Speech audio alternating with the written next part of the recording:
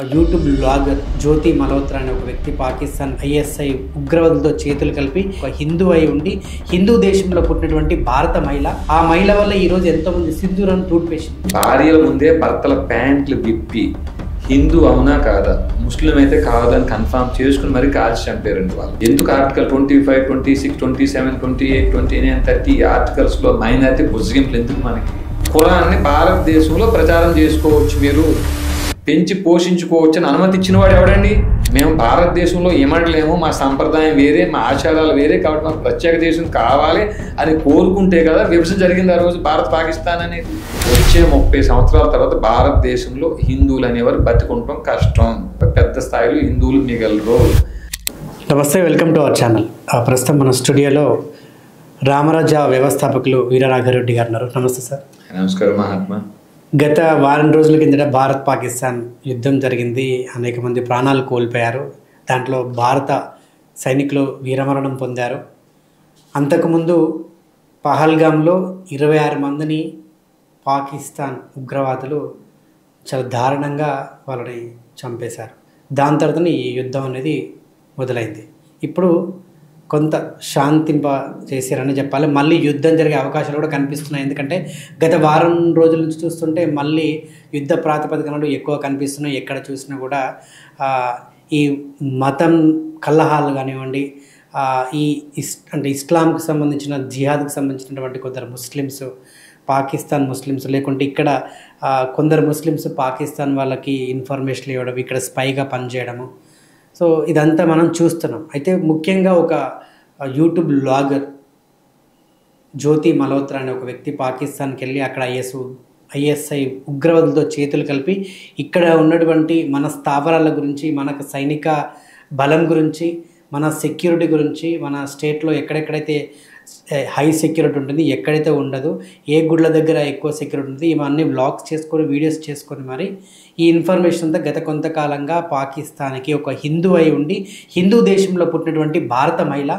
ఆ మహిళ వల్ల ఈరోజు ఎంతోమంది సింధూరాన్ని తూడ్పేసింది కూడా.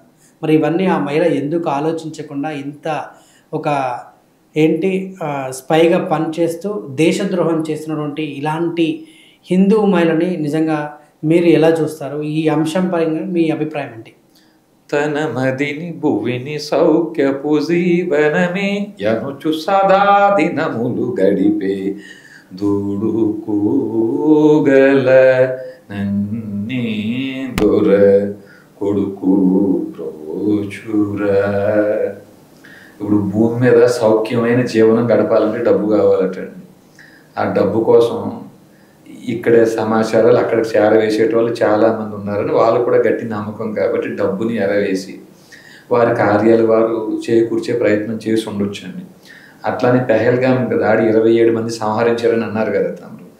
ఆ సందర్భంలో కూడా వారికి చక్కటి సమాచారం మనకు తెలియజేశారండి, హింట్ ఇచ్చారు. వారు భార్యల ముందే భర్తల ప్యాంట్లు విప్పి హిందూ అవునా కాదా, ముస్లిం అయితే కాదని కన్ఫర్మ్ చేసుకుని మరి కాల్చి చంపారండి వాళ్ళు. ఈ పరిస్థితులు మనకి ఏం నేర్పిస్తున్నాయి అంటే అండి, వారి ఖురాన్ బోధిస్తుంది వారికి అల్లాని నమ్మని వారు అందరినీ చంపేయండి అని. మీరు పాకిస్తాన్ అనే పదం 4-5 సార్లు ఉపయోగించారు. పాకిస్తాన్లో ఉండే ముస్లిం అయినా భారతదేశంలో ఉండే ముస్లిమ్స్కైనా ఒకటే మూలం ఖురాన్ బోధనండి వారికి. ఇప్పుడు ఈ ఖురాన్ ఏం చెప్తుందంటే అల్లాని నమ్మని వారు అందరినీ చంపేయండి, వారందరినీ తుదముట్టించండి, మహిళలను మాత్రం మీకోసం మీ సంతాన ఉత్పత్తి కోసం బతకనియ్యండి అని ఖురాన్లో బోధించి ఉందంటండి. ఒకవేళ మనం ఇప్పుడు ఏమన్నా మాట్లాడుకోవాల్సి వస్తే ముందు ఆ మూలం ఏమిటి? మరి అట్లా బోధించే ఖురాన్ని భారత రాజ్యాంగంలో ఆర్టికల్ 25 పేరుతో కూడా ఎందుకు ప్రచారం చేసుకోవచ్చని అనుమతిస్తున్నాం మనం? ఎందుకు ఆర్టికల్ 25, 26, 27, 28, 29, 30 ఆర్టికల్స్లో మైనారిటీ బుజ్జిగింపులు ఎందుకు? మనకి అటువంటి మతాన్ని పెంచి పోషించుకోవడం ఎందుకు, మనం కాల్పించుకోవడం ఎందుకు? దృష్టి దీని మీద ఎందుకు పెట్టం మనం? ఇప్పుడు మీరు చెప్పే జ్యోతి మల్హోత్రానో మరి ఆవిడ నిజంగా నేరం ఆవిడ చేసి ఉంటే మాత్రం భవిష్యత్తులో ఎవరూ అలాంటి ఘటనలకు పాల్పడకుండా పూర్తి విచారణ జరిపి శిక్షించాలని మనం కోరుకుందాం మనం. కానీ ఇట్లాంటి వాళ్ళు ఎంతోమంది డబ్బుకు అమ్ముడుపోయేటోళ్ళు మనం ఏంటంటే ఇప్పుడు ఎంతమంది మతం మారారో, మతం మారిన వాళ్ళు హిందువులు లేరా అండి? ఆ భావజాలం నచ్చి మతం మారిన హిందువులు లేరా? కాబట్టి ప్రభుత్వమే దృష్టి పెట్టి, పెద్దలే దృష్టి పెట్టి, అది ఏ ప్రభుత్వం ఉన్నా సరే భారత రాజ్యాంగంలో ఆర్టికల్ 25, 26, 27, 28, 29, 30 ఈ ఆర్టికల్స్ని అమెండ్మెంట్ చేసి, ఇది నా మాటే కాదండి, ఒక రిటైర్డ్ సిబిఐ డైరెక్టర్గా పనిచేసిన ఆయన ఎం నాగేశ్వరరావు గారిని, ఐపీఎస్ రిటైర్డ్ అండి ఆయన వీడియోస్ ఉన్న యూట్యూబ్లో చూడండి. ఈ ఆర్టికల్స్ కానీ అమెండ్మెంట్ జరగకపోతే వచ్చే 30 సంవత్సరాల తర్వాత భారతదేశంలో హిందువులు అనేవారు బతికుంటాం కష్టం. మిగిలిన 1%, 2% ఉంటారు తప్ప పెద్ద స్థాయిలో హిందువులు మిగలరు అని ప్రధానమంత్రి గారికి, అమిత్ షా గారికి, ఆర్ఎస్ఎస్ పెద్దలకు కూడా ఆయన ఏ థియరీ అయితే సిద్ధం చేసాడో అది నివేదిక కూడా ఇచ్చారండి ఆయన. కాకుంటే ఏమిటంటే మనకు పూర్తి స్థాయిలో పరిష్కారానికి ఇష్టపడం మనం. ఇప్పుడు పాకిస్తాన్ యుద్ధం జరిగింది, జరుగుతుంది. దీని మీద ఉన్న శ్రద్ధ మనకి అసలు మూలంలో తప్పు ఏమిటి? అసలు భారత రాజ్యాంగంలో ఈ ముస్లిం మతాన్ని, ఖురాన్ని ప్రచారం చేసుకోవడం కోసం ఎందుకు అనుమతించాలి మనం? అసలు అనుమతి ఇచ్చింది ఎవరు? ఒక్కసారి మత ప్రాతిపదికన 2 దేశాలు విభజించిన తరువాత ఖురాన్ని భారతదేశంలో ప్రచారం చేసుకోవచ్చు, మీరు పెంచి పోషించుకోవచ్చు అని అనుమతి ఇచ్చిన వాడు ఎవడండి?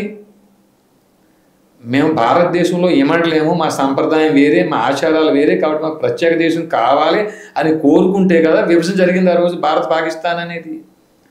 మరి అలాంటి ఈ హిందువులతో ఏమంటలేనటువంటి ఆచారం కలిగిన వారిని ఈ హిందూ దేశంలో, భారతదేశంలో ఈ ఖురాన్ని ప్రచారం చేసుకోవచ్చు, ప్రాక్టీస్ చేసుకోవచ్చు అని చెప్పేసి వెసులుబాటు కల్పించిన వారు ఎవరు?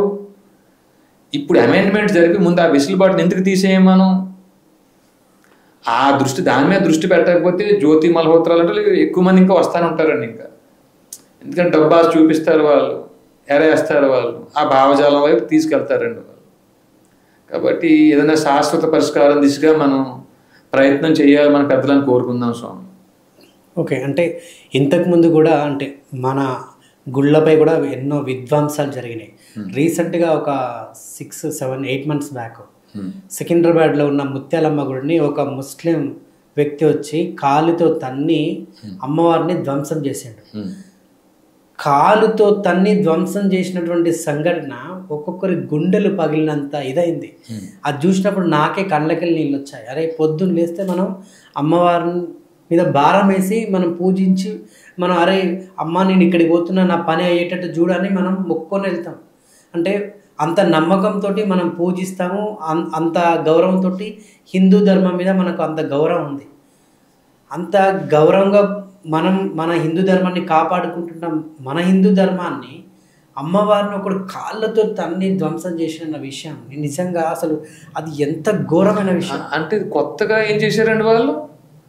అనేక శతాబ్దాల నుంచి మన మీద దండయాత్ర చేసినప్పుడు ఆ హిందువులందరినీ మతం మారకపోతే చంపేయటం, ఆ దేవాలయాలు ధ్వంసం చేయటం, శివలింగాల మీద మూత్రం పోయటం వారికి అలవాటే కదా. కొత్తగా ఏం చేశారండి వాళ్ళు? రాష్ట్ర ప్రభుత్వం, భారత ప్రభుత్వం ఏం చేస్తుంది? ఏవైనా చెయ్యాలి అంటే ముందు ఆ మత ప్రచారాన్ని ఇక్కడ లేకుండా చేయాలి. భారత రాజ్యాంగాన్ని అమెండ్మెంట్ చేసి ఆ ఒక్కటి చెయ్యకుండా ఇట్లా ఆయన తన్నేడు, ఆయన గొడ్డలతో నరికేడు అని మనం ఎంత బాధపడినా ప్రయోజనం లేదండి. కొద్దో గొప్ప భారత ప్రభుత్వం ఏమైనా చెయ్యాలి అనుకున్నా, మనం కోరుకోవాలన్నా ముందు అట్లాంటి గ్రంథాల ప్రచారాన్ని భారతదేశంలో నిషేధించండి. కనీసము ఇంత పెద్ద సంఘటన జరిగినాక కూడా వాడిని చంపేయడమా, ఉరిశిక్ష చేయడమా, ఇంకా ఏది కూడా చేయలేదు. అదే ఇటువంటి సిచ్యువేషన్ ఇతర దేశంలో, అదే పాకిస్తాన్లో, ఈ అమెరికాలో వాళ్ళ దేవుణ్ణి పోయి తన్ని ఇట్లా విధ్వంసం చేస్తే ఏం చేస్తారు? అదే మీరు ఒకసారి గమనించండి, అలాంటి సంస్కృతి మన గ్రంథాల్లో లేదు. భగవద్గీతలో ఎక్కడా కూడా అన్యమత ప్రార్థనా మందిరాలని ధ్వంసం చేయండి, అన్యమతస్తుల్ని చంపేయండి, వారి మహిళల్ని మానభంగం చేయండి అని ఎక్కడైనా ఉందా భగవద్గీతలో? కానీ వారి గ్రంథాల్లో ఉంది. అట్లా ఉన్న గ్రంథాలని ప్రచారం చేసుకోవడం కోసం భారతదేశంలో ఎందుకు అనుమతిస్తున్నారు? ఇప్పుడు మీరు అట్లా అంటున్నారు. చిలుకూరు రంగరాజన్ గారి విషయం తీసుకుందామండి. మరి అక్కడ పార్కింగ్ ఒక ముస్లిమ్స్కి ఇచ్చేటండి ఆయన పార్కింగ్ స్థలం. హిందువులు ఎవరో లేరా అండి? అక్కడేమో రూపాయి ఇచ్చినా, 2 రూపాయలు ఇచ్చినా, పుస్తకం కొన్నా, డొనేట్ చేసినా అందరూ హైందవులు చేస్తున్నారు. మరి ఒక ముస్లిమ్స్కి ఎందుకు పార్కింగ్ స్థలాన్ని ఇచ్చారు? క్రిస్టియన్స్కి ఎందుకు ఆ పూలు పళ్ళు అమ్ముకోవడం కోసం ఆ కొట్లు అప్పచెప్పారు? హిందువుల్లో పేదవాళ్ళు లేరా? వెంకటేశ్వర స్వామిని నమ్మి కష్టపడే వాళ్ళు హిందువుల్లో లేరా? ఇంకా ఇలా చేసుకుంటూ పోతే మీరు అన్నట్టు అంటే ఇంకొక 30 సంవత్సరాలు మీరు అన్నారు కదా, నాకు తెలిసి హిందూ అనేటువంటి మిగిలడే. యుద్ధ ప్రాతిపదికన భారత రాజ్యాంగం అమెండ్మెంట్ జరిపి ఈ క్రిస్టియానిటీ, ఈ ముస్లిమ్స్ అనే 2 గ్రంథాలని భారతదేశంలో బ్యాన్ చేస్తే తప్ప భవిష్యత్తులో హిందువులకు మనుగడ ఉండదు. వీళ్ళేమో మత ప్రచారం పేరుతో ఆ మతాన్ని తీసుకుంటూ ప్రచారం చేస్తూ కన్వర్షన్ తీసుకెళ్తున్నారండి. ఈ ముస్లిమ్స్ ఏమో లవ్ జిహాద్ అని, ఫుడ్ జిహాద్ అని, భూ జిహాద్ అని ఆ పేరుతో భారతదేశంలో మన సంస్కృతి సంప్రదాయాల్ని అంతం చేసుకుంటూ వీరులుతున్నారు. చివరికి అదే మిగులుతుంది. అంతే అంతే అంతే అంతే. సో ఈ ఎన్ని ప్రభుత్వాలు వచ్చినా కూడా హిందువుల విషయంలో, సనాతన ధర్మ విషయంలో మాత్రం ఎటువంటి న్యాయం జరగదు. అంటే పోనీ హిందువులకు న్యాయం చేయక్కర్లేదు, ధర్మానికి న్యాయం చేయండి, ధర్మాన్ని రక్షించండి. భగవద్గీత కూడా అన్య మతస్థులను అందరినీ చంపేయండి అని భగవద్గీతలో బోధిస్తే భగవద్గీత కూడా బ్యాన్ చేయండి. కానీ అల్లాని నమ్ము అన్న వాళ్ళందరినీ చంపేయండి, వారి మహిళల్ని మీకోసం బ్రతకనివ్వండి అని చెప్పిన ఖురాన్ అయినా, విగ్రహారాధన చేసే వాళ్ళందరినీ చంపేయండి, రాళ్లతో కొట్టండి, విగ్రహాలను ధ్వంసం చేయండి అని చెప్పబడిన బైబిల్నైనా మరి వాటిని బ్యాన్ చేయకపోతే ప్రమాదం.